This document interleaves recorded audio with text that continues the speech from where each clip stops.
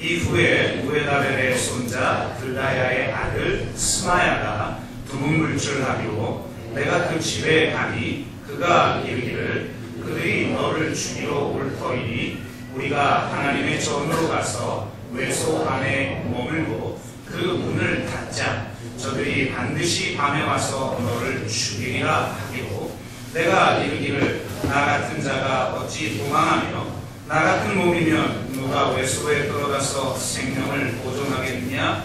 나는 들어가지 않겠노라 하고 깨달은즉 그는 하나님께서 보내신 바가 아니라 도비야와 산발랏에게 뇌물을 받고 내게 이런 예언을 함이라.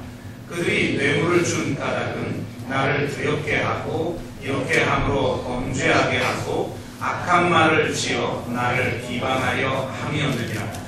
내가 내 하나님이여 도비야와 산발랏과 여선지 노야다와 그 남은 선지자들 곧 나를 두렵게 하고자 하는 자들의 소행을 기억하옵소서 하였노라.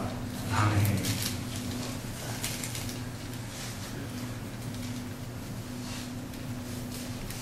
네, 종교개혁 500주년을 맞아서 종교개혁이라고 하는 관점에서 느헤미야를 어떻게 바라볼 수 있을 것인가 라고 하는 말씀을 같이 나누고 있었는데요. 잠시 중간에 여러 가지 이유로 인해서 추수 감사절이고요. 다른 본문으로 설교를 하다가 다시 느헤미야로 돌아왔습니다. 여전히 여러 가지 제2의 종교개혁이 필요한 그런 상황임을 깨닫게 되는 그런 일들이 참 많이 그동안 일어났지만 아무래도 이 거시적인 안목에서 느헤미야서를 살펴보고 같이 나누다 보니까 조금은 우리 성도님들의 일상적 삶하고는 약간 거리가 있어 보이는 주제들이 많이 이야기가 되는 감이 없지 않아서 또 연말이고 해서요. 조금 더 우리의 삶에 밀착된 주제를 가지고 느헤미야서를 빨리 끝내고 우리가 마태복음을 통해서 예수 그리스도의 복음이 무엇인가에 대해서 같이 은혜를 나누고자 합니다. 그래서 느헤미야로 다시 돌아왔는데요. 우리가 이전에 살펴본 것처럼 내부적인 개혁이 필요하다는 주제가 있었고 또 이 외부의 공격들이 결국 이 하나님의 일에는 반드시 있다. 우리가 하나님의 일을 하면 다 형통할 것처럼 보이지만 도리어 우리가 하나님의 일을 하려고 하면 할수록 내 직장에서, 가정에서 혹은 이 교회 공동체에서 하나님 나라를 이 땅 가운데 온전하게 이루기 위해서 내가 헌신하면 헌신할수록 이상하게도 더 어려움이 닥치고 더 많은 문제들이 발생하고 또 외부의 공격이 온다는 겁니다. 그렇게 외부의 공격이 올 때 우리가 어떻게 대응해야 할지에 대해서도 같이 말씀을 나눴는데요. 오늘 6장에는 또 다른 공격들이 존재합니다. 아주 직접적인 공격을 하려고 할 때 이스라엘 백성들이 한 손에는 무기를 들고 한 손에는 일하는 도구들을 들고 일을 했던 모습들을 우리가 살펴봤는데요. 이게 이제 수포로 돌아가자 산발랏과 도비야의 세력들이 새로운 전략을 가지고 이 느헤미야를 무너뜨리려고 합니다.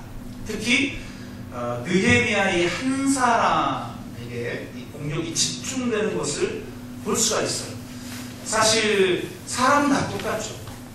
뭐 지도자라고 해서 뭐 대단한 성품을 가졌거나 또 대단한 능력을 가진 건 아닙니다. 하나님이 그 위치에 배치시키셔서 특별한 기능을 하도록 하시고 그 일을 하게 하도록 하기 위해서 하나님이 특별하게 더 은혜를 주실 뿐인 것이지 뭐 더 대단한 사람은 아닌 것이죠. 그러나 그 위치에 있다라는 이유만으로 그 중요성은 정말 많이 다르죠. 그래서 사단이 주로 공격하는 사람들이 바로 지도자라는 것을 알 수가 있어요. 지도자 하나 무너질 때 그 공동체 전체가 무너지는 걸 볼 수가 있죠. 그래서 오늘 6장에 세 가지 내용이 나오는데 오늘 시간상 세 번째 본문만 살펴봤지만 6장 전체를 통해서 어떻게 지도자를 공격하는가 또 하나님의 일을 할 때 하나님의 사람들 우리 자신들을 악한 세력들이 어떻게 공격하는가에 대한 말씀을 좀 간단하게 나누고 그것을 어떻게 느헤미야는 이겼는가에 대해서 함께 나누도록 하겠습니다. 첫 번째는 이제 강력한 공격에도 불구하고 이스라엘 백성들이 도리어 하나로 뭉쳐서 더 열심을 내서 성벽을 재건하는 일을 해내자 그들이 타협을 제안합니다. 6장에 보니까 오라 우리가 어느 평지 한 촌에서 서로 만나자 이렇게 제안합니다. 협상하자는 거죠. 협상 테이블로 나와라 이렇게 이야기하고 있는 것입니다. 그거를 4번씩이나 제안합니다. 첫 번째 거절하니까 두 번째, 세 번째, 4번씩이나 끈질기게 제안하는 걸 볼 수가 있어요. 참 우리가 예전에 그런 제목으로 한번 설교를 제가 한 적도 있는데요. 악은 성실하다. 한때 좀 유행어가 됐던 말이기도 하죠. 악은 철저하게 자기 욕망을 추구하는 존재이기 때문에 절대로 그 욕망을 포기하지 못해요. 그래서 선한 사람들보다 훨씬 더 의지가 있고 훨씬 더 강력해요. 선한 사람들은 마음이 착해서도 그런지 몰라도 쉽게 좀 무너지는 경향이 없지 않아 있고 선한 사람들끼리 쉽게 분열하는 그런 경우도 우리는 많이 보는데 이 악한 사람들은 유익 앞에서는 자기 욕망을 채울 수 있는 것 앞에서는 자기 원수하고도 하나가 되니까 우리 그리스도인들보다 하나가 더 잘 되는 것 같아요. 그러니까 강력하죠. 끈질겨요. 아니 한동안 해서 싫다고 그러면 포기해도 되는 거를 4번씩이나 협상을 제안하는 그런 모습을 볼 수가 있어요. 세상이 우리 가운데 협상이라는 모습, 타협이라는 모습으로 찾아오는 경우가 참 많이 있습니다. 그리고 우리를 강하게 공격하는 것보다 때로는 바로 이 협상이라는 제안이 훨씬 더 매혹적이에요. 왜냐하면 힘들게 싸우지 않아도 되거든요. 야 적당하게 좀 하자. 요 정도에서 타협할 수도 있지 않냐. 세상 너희들 기독교적인 마인드만 가지고 살아갈 수 있느냐. 적당히 타협해야 너희들이 얻을 것도 있지 않겠냐. 이렇게 우리를 유혹할 때 쉽게 넘어갈 수밖에 없죠. 왜? 내가 이렇게까지 힘들게 살고 싶진 않거든요. 누구나 다 안정을 추구하는 욕망이 우리 안에 다 있기 때문에 그 타협에 대한 제안이 가장 달콤한 유혹으로 다가온다는 거예요. 출애굽의 과정에서 보면 하나님이 이스라엘 백성들을 애굽에서 탈출시키기 위해 10가지 재앙을 내리는 장면이 나와요. 참 악은 대단하죠. 우리 같으면 첫 번째 재앙에 이미 손들었을 것 같아요. 그런데 10가지 재앙이 임해야만 그것도 그들의 장자를 친다라는 것은 이제 그 가문이 끊긴다라는 것 아니겠습니까? 장자를 치는 10번째 재앙에 가서야 손을 들어요. 아니 손 들고 또 그냥 끝났습니까? 그걸 끝까지 쫓아와가지고 홍해까지 쫓아와서 몰살당하잖아요. 그러니까 악은 자기들이 몰살당하기 직전까지 끈질기게 하나님 나라를 파괴하려고 하고 우리를 공격하려고 한다는 걸 알 수가 있죠. 그런데 그 10가지 재앙이 일어나는 동안 타협을 제안해요. 그러니까 파리 재앙이 끝나고 나서 처음엔 거절하다가 어쩔 수 없는 거 아니겠습니까? 피계, 이파, 그러니까 4번째 재앙 아니겠어요? 그러니까 어쩔 수 없이 허락하는데 뭐라고 이야기하냐면 너무 멀리 가지는 마라. 좋다. 한번 봐주긴 하는데 너희들 탈출 허락은 하겠는데 너무 멀리 가지 마.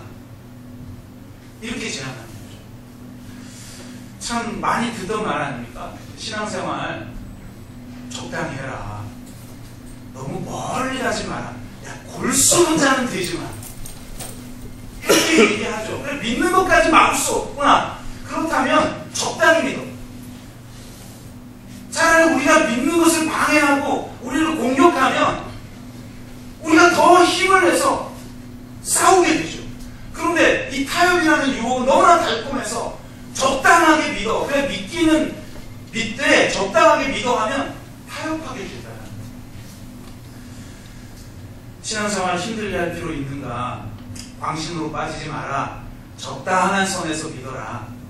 이런 유혹이 우리 가운데 올 때 우리는 쉽게 타협하는 거죠. 왜냐하면 신앙생활을 안 하는 건 아니니까. 그래서 나름대로의 선을 그어놓고 여기까지, 더 멀리 가서는 안 되는 거예요. 주님의 입장으로 보면 주님께 더 가까이 가서는 안 되는 거죠. 적당한 선에서 타협하려고 한다는 것입니다. 메뚜기 재앙이 끝나고 나서는 바로 왕이 이렇게 제안해요. 알았다. 너희들 가고 싶은 데로까지 가. 그러나 남자만 가라. 이렇게 제안합니다. 우리 안 믿는 남편이나 안 믿는 아내들이 많이 하는 말이죠. 너 가는 건 내가 막지 않겠다. 나를 가라고 하지 마라. 이렇게 얘기를 해요. 평소에는 뭐 부부는 일신동체가 되고 우리는 한 몸이다. 그러면서 아내가 자유롭게 나아가는 걸 가로막죠. 그래놓고 신앙에서는 갑자기 자유를 이야기해요. 신앙에 자유라는 게 있지 않느냐. 우리 신앙에 대해서는 서로 자유를 이야기하자. 그러면 다른 것도 자유를 이야기해야 될 거 아니에요. 다른 건 자유를 인정하지 않아요. 그런데 자기 편한 대국에서는 자유를 인정해요. 자유를 이야기하는 사람들을 보면 종종 그런 경우가 참 많이 있어요. 자기가 헌신해야 되는 자유. 그 자유는 말하지 않고 자기를 보호하는 자유만 이야기를 해요. 참 안타까운 이야기죠. 남자만 가라. 나머지는 놓고 가라.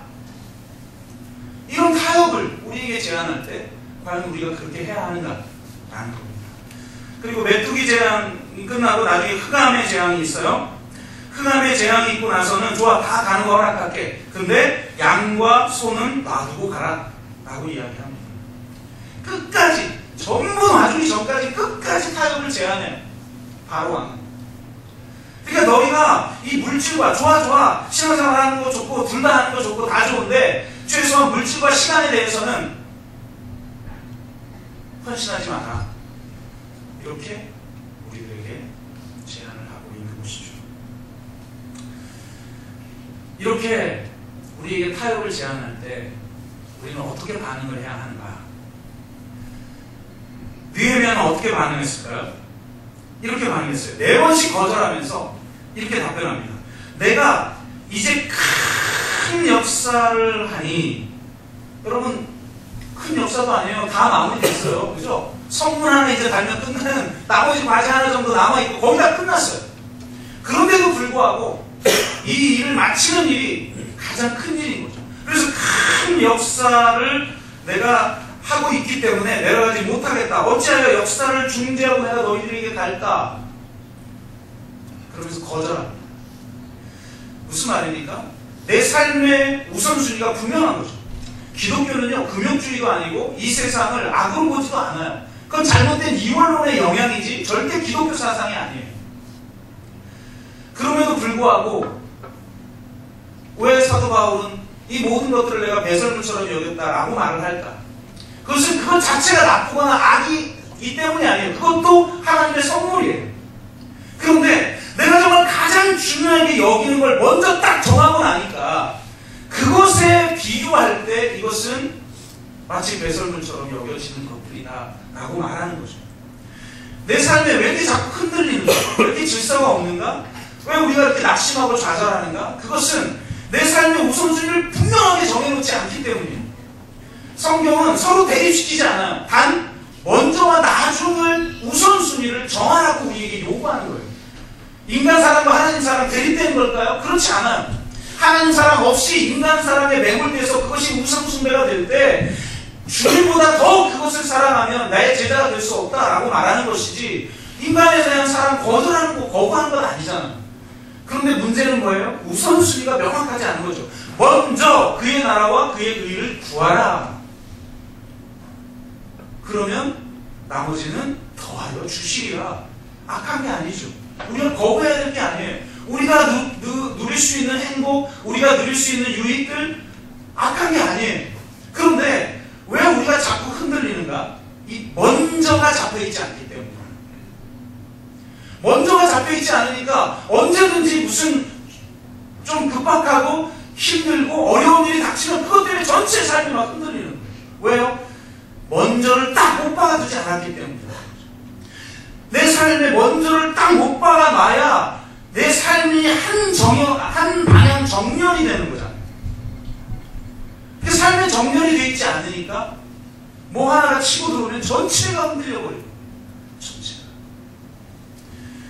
내가 이 큰 일을 하는 것을 놔두고 다른 일을 할 수 없다. 나는 오직 하나님의 이 부르심, 내 삶의 이유인 이 하나님의 부르심, 이 사명 앞에 나는 전심전력을 다하기를 원한다. 이게 분명하게 서면 흔들리지 않습니다. 주님의 부르심이 무엇인가? 이것을 항상 묻고 삶의 우선순위를 분명하게 세워놓는 저와 여러분 되시기를 주의 이름으로 축복합니다. 두 번째는 중상모략인데요. 4번의 협상 제안을 뿌리치자 5번째로 종을 보내면서 봉하지 않은 편지를 함께 보냅니다. 여러분, 봉하지 않은 편지를 보냈다는 건 누구든 꺼내서 읽을 수 있게 했다는 거 아니에요. 굉장히 미필적 보이 같은 것처럼 보이게끔 지금 전략을 짠 거죠. 일부러 그게 전달되는 사이에 누군가 펼쳐서 읽어도 되게끔 해놓는 거예요. 그런데 그 안에 내용이 뭐라고 되어 있습니까? 내가 모바나의 왕이 되려고 성벽을 건축한다는 소문이 있다. 이 소식이 바벨론 왕에게 정해지면 너는 패배당할 것이고 너는 다시 끌려갈 것이고 다시 이 바벨론의 공격을 통해서 이 예루살렘은 폐허가 될 것이다. 자, 이 문제를 나와 함께 논의하자. 그렇게 얘기하는 거죠. 어쩌면 가장 강력한 수를, 외부의 공격으로서 가장 강력한 수를 쓰고 있는 것 같아요. 사실 이 중상모략이라고 하는 이 전략은 실용적이에요. 모건 플레이크라고 하는 사람이 이렇게 애틀란타 저널이라고 하는 잡지에 글을 썼는데요. 제가 읽어드리겠습니다. 나는 누구에게든지 치명적인 타격을 가할 수 있는 힘과 기술을 가지고 있다. 나는 상대방을 죽이지 않고도 눌러 이길 수 있다. 나는 가정과 교회와 국가를 파괴한다. 나는 어떠한 건강한 사람의 건강도 파괴할 수 있다. 나는 어떠한 담대한 사람의 인생도 파괴할 수 있다. 나는 날개를 타고 바다를 여행한다. 순결한 사람도 내게는 무력하며 정의로운 사람도 내게는 무력하다. 내 이름은 중상모략이다. 이렇게 얘기를 하는 거예요. 참 치명적인 생채기를 내는 것이 바로 이 중상모략인 것 같아요. 거짓말이죠.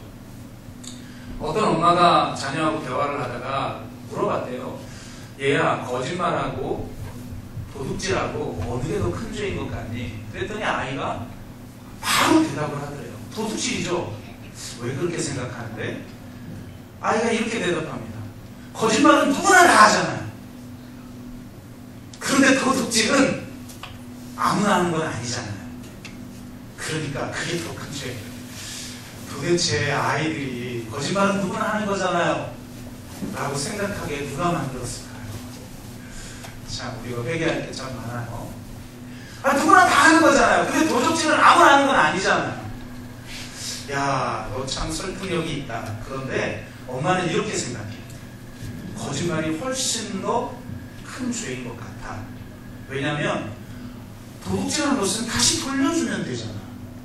그런데 거짓말은 다시 돌이킬 수가 없어. 그래서 거짓말이 더 큰 죄야. 이렇게 대답을 했다는 겁니다. 무서운 거죠. 가끔가다 악한 세력들이 무고한 자를 고발을 해요. 그러면 자기 무고함을 증명하려고 애쓰고 막 하는 동안 이미 그 사람에게 어마어마한 이미지가 다 덧입혀지는 거죠. 그럼 나중에 최종적으로 무죄 판결이 나요. 그 무죄 판결이 나면 도둑질한 걸 돌려주는 것처럼 그냥 원상회복이 되는가? 안 돼요. 엄청난 이미지에 상처를 입어요. 그걸 노리는 거죠. 지금 일어나고 있는 정의로운 흐름을 딱 끊어버리기도 하고 그 사람의 이미지에 치명적인 이미지 훼손을 주는 거예요. 이게 정말 무서운 거죠.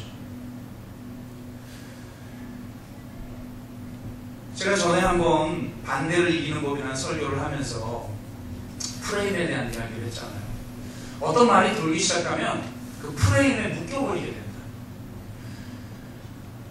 어느 할머니가 집안에 소중히 여기고 있는 것들을 잃어버렸대요. 근데 옆집 청년이 딱 정황상 의심이 되는 거예요. 저 옆집 청년이 범인일 거야. 이러고 바라보니까 청년이 하는 모든 행동이 다 도둑놈처럼 보이더라고요. 거예요. 신문 읽는 것도 도둑놈처럼 읽고, 말하는 투도 도둑놈 같고, 모든 게 나는 도둑이 아니라고 아무리 해명해도 소용없어요. 왜? 한번 도둑이라는 프레임이 딱 잡히고 나면 모든 게 도둑놈처럼 보이는 거죠. 그 사람에게 좋지 않은 어떤 말이 처음에는 부인했어도 한번 그 프레임이 내 안에 들어오고 나면 이제는 나중에 그 프레임으로 그 사람을 바라보는 거예요. 그럼 다르게 보이진 않아요. 이게 무서운 거죠. 이게. 그래서 왕을 모방하려고 하는 자라고 하는 프레임을 지금 일부러 봉하지 않는 편지에 그런 내용을 적으면서 이미 소문이 다 꺼졌다. 이 문제를 해결하기 위해서 나와 논의하자. 제안을 하는 거죠. 그러면 당장 우리 같으면 두려워서 협상을 하려고 하겠죠. 왜냐하면 이거는 단순히 외부의 공격이 아니라 자기 위에 있는 바벨론 왕에게 이 소식이 들어가면 모든 게 끝나는 겁니다. 그런데 그는 반응하지 않습니다. 사실이 아니야 라고 그냥 단호하게 말하고 어떤 대응도 하지 않아요. 침묵이 사실은 가장 강력한 무기입니다. 물론 아주 예외적인 특수한 상황에서는 내가 반드시 어떤 상황을 해명해야 될 때가 있어요. 그러나 대부분의 경우는 이런 중상모략의 전략으로 우리를 치려할 때 가장 중요한 것은 침묵이에요. 왜냐하면 내가 그 문제를 덥석 받아안는 순간 우리는 그 프레임에 빠져버리기 때문에 그래요. 침묵할 수 있는 힘, 사실 이거 쉽지 않습니다. 우리가 억울한 일을 당할 때 여러분 침묵하기 쉬운가요? 안 되죠.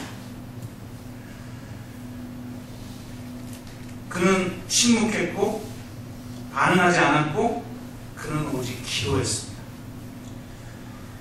지금 앞으로 있을 이 중상모략이 사람들에게 알려질 경우 앞으로 있을 상황에 대해서 분명히 두려워할 수도 있었지만 그는 이 상황에 직면하지 않았어요. 반응하지 않았어요. 왜? 그건 분명히 거짓이니까. 그러면 반드시 진리가 승리할 것이고 진리가 승리할 것, 진실이 승리할 것이라는 걸 그는 알았고 오직 하나님 한 분만을 붙들었어요. 여러분, 신앙은요 그렇게 어려운 거 아니에요. 신앙은 단순한 겁니다. 이런 상황에서 어떻게 해야 될까? 하나님만 바라보세요. 이런 충고가 제일 짜증나지 않아요, 여러분? 저도 막 힘들어가지고 목사님들끼리 뭘 나눠요. 이런 일이 있어서 저 너무 힘들어요. 주님만 되지, 목사. 누가 몰라? 아는 얘기를 뻔하게 하고 막 열받으려고 해요. 근데 가만히 돌아와서 또 기도하면 그게 답이 거고 다른 무슨 답이 없어요. 나를 충분히 공감해주지 못하고 바로 그냥 정답을 이야기하니까 열받은 거지 답이 틀린 건 아니더라고요. 단순한 거예요. 베드로가 무리를 건널 때 두려워하는 이유는 갑자기 풍랑이 일어서 그런 게 아니에요. 처음부터 원래 풍랑이 일고 있었어요. 그 풍랑 가운데 주님이 걸어오니까 저도 걷게 해주세요. 그리고 뛰어내려라. 그래서 뛰어내렸더니 무리를 건넌 그때도 나를 막 내치는 그런 풍랑이 일고 있었던 상황이란 말이에요.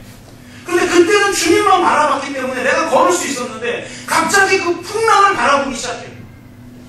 그 풍랑에 집중하기 시작하자 물에 빠지기 시작합니다.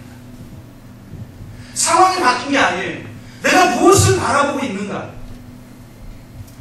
아무리 중상모략이 있고 아무리 타워의 유혹이 있고 또 실제적인 공격이 있다 할지라도 내가 정말 주님 한 번만 바라볼 수 있는가? 이 단순한 게 안 된다는 거죠. 힘들 때 고난 중에 기도하라. 근데 기도합니까? 안 되는 거예요. 가장 단순한 걸 해내는 게 실력인 거예요. 사실 프로와 아마추어 차이가 대단한 게 아니더라고요, 보니까. 아마추어는 자기가 좋을 때만 해요. 프로는 아무리 힘들어도 해요, 그 일을.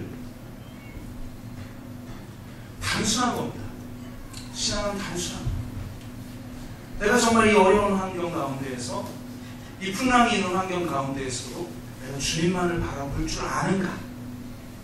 내가 무릎 꿇을 줄 아는가? 그분과 대화하는 법을 익혀뒀는가? 이게 결정하는 거예요, 내 인생. 그게 없으면 그 상황에 지배되어져서 잘못된 결정을 계속 하게 된다는 거예요. 그러므로 여러분, 주님만 바라보는 저와 여러분 되시기를 주의 이름으로 축복합니다. 너무 뻔한 말인데 문제는 너무 뻔한 게 정답이라는 거예요. 그리고 너무 뻔한 걸 우리가 하지 않고 있다는 겁니다. 정말 저와 여러분이 이 너무 뻔한 거 잘 해내서 승리를 바랍니다. 세 번째는 거짓 충고 혹은 거짓 예언이라고 할 수가 있는데요. 이 스마야, 우리가 함께 읽었던 본문에 보면 스마야라는 사람이 나오는데 여러 가지 예측이 가능해요. 예언자인가? 하는 생각도 들죠. 왜냐하면 느헤미야가 나중에 깨달으면서 산발락과 도비아와 그 다음에 여선지자 이름도 이야기하면서 그 남은 자들이 결국 뇌물을 받고 함께 공모했구나라는 걸 깨달잖아요. 그러니까 여선지자 이야기를 하는 걸 보면 이 스마야도 선지자 중에 하나 아닐까? 그리고 깨달았을 때 뇌물을 받고 이런 예언, 그러니까 거짓 예언을 한 것이다라고 깨달아요. 그래서 혹시 예언자인가 하는 생각도 들고 또 한편으로는 최측근인 것 같기도 해요. 누가 두문을 출한다고 직접 그 집에까지 찾아갈 만한 사람인 거죠. 스마야는. 이 느헤미야에게 있어서는 없어서는 안 될 사람이에요. 혹시 오른팔이나 왼팔 정도 되지 않을까 이런 생각도 들어요. 참 사단이 이제 안 되니까 공격이 여기서 이제 끝나는 거 아니에요. 마지막 공격이에요. 외부의 어떤 공격도 통하지 않으니까 결국 내부를 쳐요. 그의 오른팔 왼팔을 자기 편으로 만들어서 뇌물로 배신하게 만들어요. 여러분, 우리가 가장 힘들 때, 내 인생에 가장 힘들 때가 언제인가요? 저는 가장 믿었던 사람이 배신할 때더라고요. 아닌가요?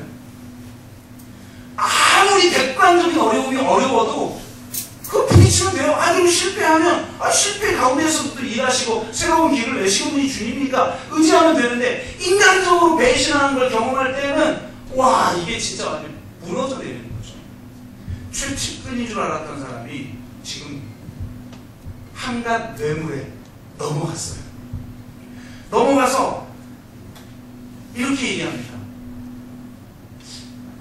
두 가지 가능성이 있겠죠. 예언자라면 내가 좀 환상을 봤는데 오늘 저녁 너의 대적들이 너의 집에 쳐들어와서 너를 죽이게 된다.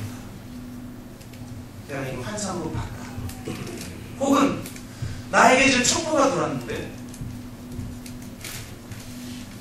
지금 대적들이 자객을 보내 너를 죽인다고 한다. 그러니 너는 너의 집으로 돌아가지 마라. 그리고 이 공격의 안전한 곳으로 가라. 가장 안전한 곳이 어딜까요? 누구도 함부로 들어올 수 없는 곳. 바로 성전이죠. 성전 외소에 들어가서 문을 잠가라. 그리고 이 밤만 넘기면 너는 안전하게 될 것이다. 여러분, 최측근은 내 어려운 가운데서도 동고동락한 사람이죠. 내가 좌절하고 힘들 때 대안을 제시해주기도 한 사람이죠. 그가 말한 거면 내가 신뢰하고 따를 수밖에 없는 그 사람이 지금 제안한 거예요. 그러면 들어줄 수도 있잖아요. 그런데 그는 듣지 않습니다. 오늘 우리가 함께 읽은 것처럼 내가 무엇이가 내 도망을 치며 나 같은 존재가 그곳으로 가면 죽음을 면치 못할 것이다. 여러분, 성전 뜰이 있고 성전 본체가 있어요. 성전 뜰에서 제사를 지내고 그걸 안으로 이제 이 화목제물 같은 경우는 피를 지성소까지 가지고 들어가게 되는데 이 본체는 성소와 지성소로 나눠지죠. 이걸 외소, 내소라고 해요. 그러니까 이미 이 성전 본체로 들어가란 말이에요. 외소라는 말은 바깥에 있는 어떤 장소를 말하는 게 아니라 성소에 들어가라는 거예요. 여기는 제사장밖에 들어갈 수 없어요. 그런데 들어가라는 거예요. 아무도 못 들어가니까 거기가 가장 안전한 곳이라는 거죠. 혹할 수 있죠. 자격으로도 가장 안전한 곳. 이 위기만 모면하면 되는 곳. 그런데 느헤미야는 거절합니다. 왜요? 그것은 정도가 아니기 때문에 그렇죠. 우리가 먼저 그의 나라와 그의 의를 구할 때 세상에 수많은 타협이 존재해요. 그리고 내가 잠깐만 그걸 어겨도 되는, 그러면 내 생명의 위협도 능히 이기게 되고 벗어날 수 있는 어떤 안들이 존재해요. 내가 잠깐만 타협하면 되는데 느헤미야는 정도를 걷습니다. 내가 죽더라도, 여러분 이게 거짓 예언이라는 걸 알고 거절한 게 아니에요. 거절하고 나서 내가 깨달으니 뇌물을 받아 거짓 예언을 함이라, 이렇게 이야기하고 있어요. 이게 만약에 진짜 예언이어서 내가 죽을지도 몰라요. 내가 집에 돌아가면 지금 죽을지도 몰라요. 이 예언대로 될지도 몰라요. 그런데 내가 제사장만 들어가는 이 성전에 나는 들어가지 않겠다. 하나님 세우신 그 말씀을 나는 목숨을 걸고서라도 지키겠다라는 거예요. 이게 바로 다윗의 마음이었죠. 다윗은요, 사울만 죽여도 고난 끝이에요. 죽일 수 있는 기회가 2번씩이나 있었어요. 그런데 여호와의 기름 부음 받은 자를 내가 죽일 수 없다. 명확하게 못 받고 사울을 살리고 결국 그는 계속해서 도망다니는 참 고난의 삶을 살아요. 하나님이 바로 그 중심을 보신 거죠. 그리고 그 다윗을 따랐던 사람들이 바로 그것 때문에 존경하는 거죠. 그가 쉽게 죽였다면, 쉽게 어려움은 이길 수 있을지 몰라도 그는 하나님의 말씀을 가볍게 여기는 자라고 생각하여서 누구도 영적 권위를 인정할 수 없는 거예요.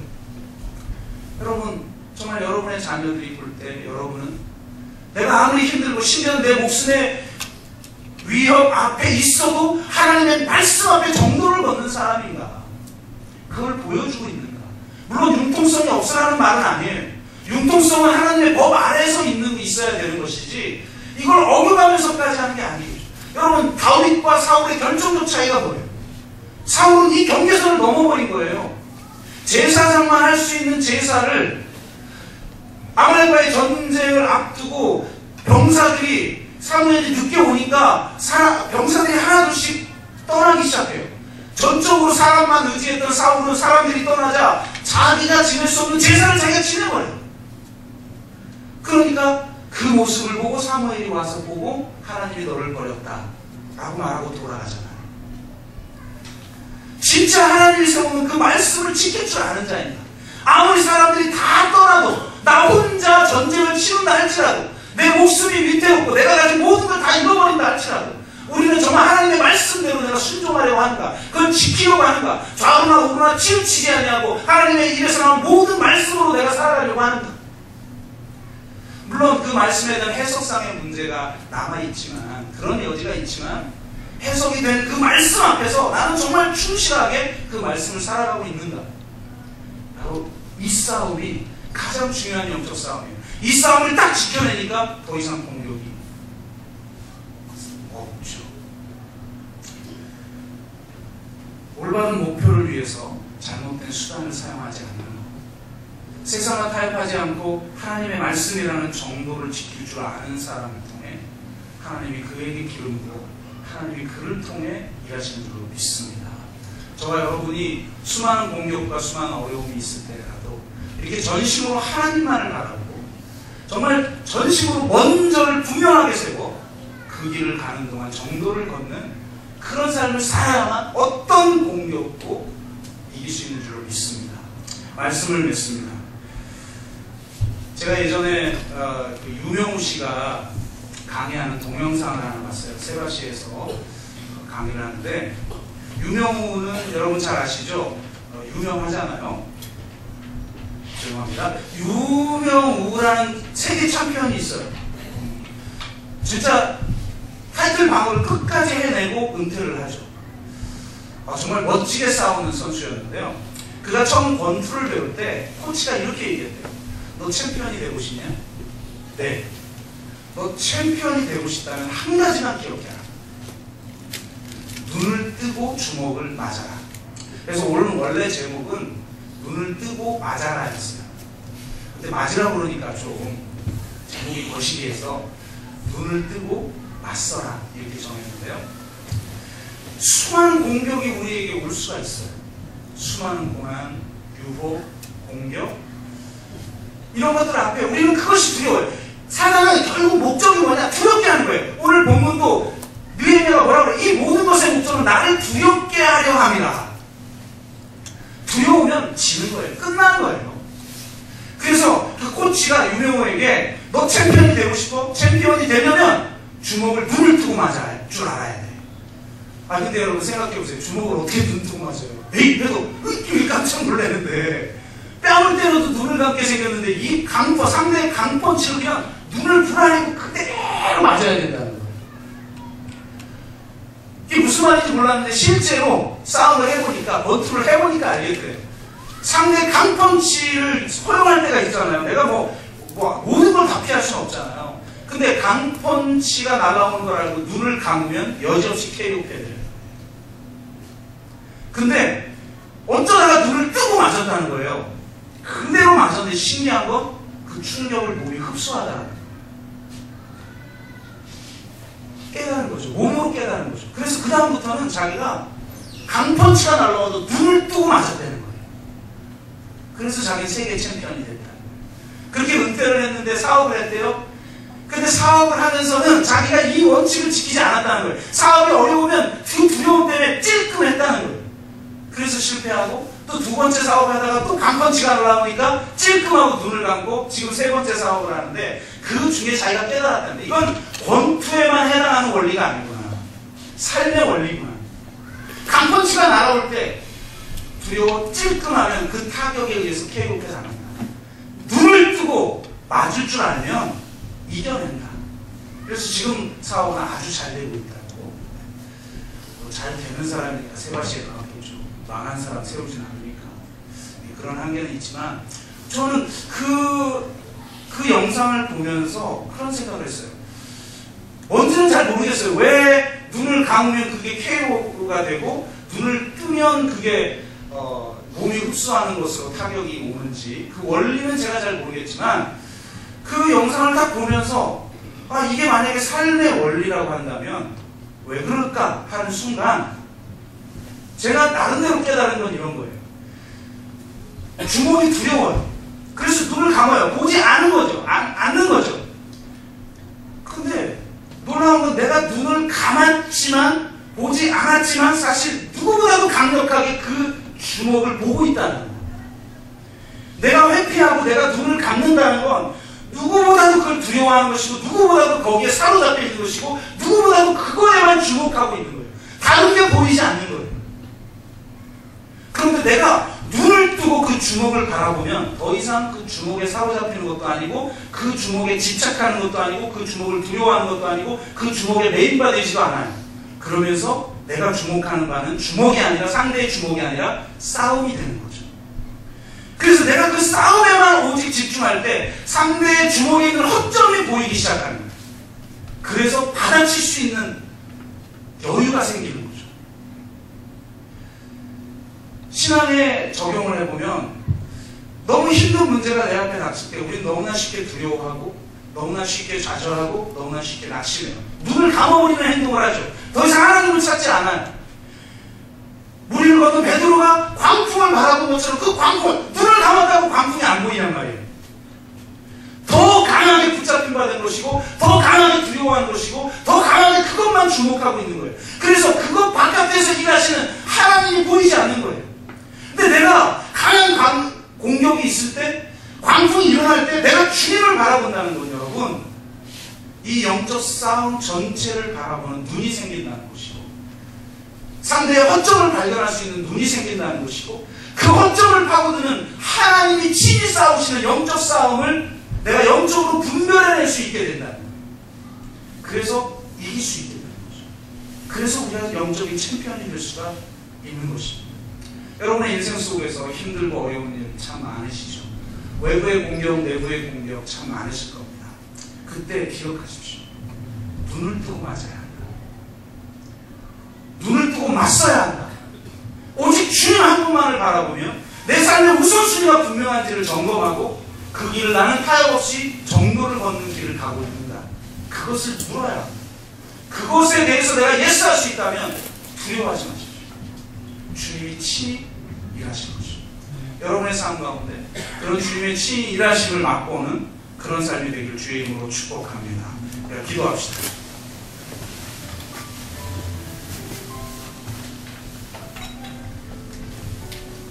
여러분 힘든 일이 있습니까?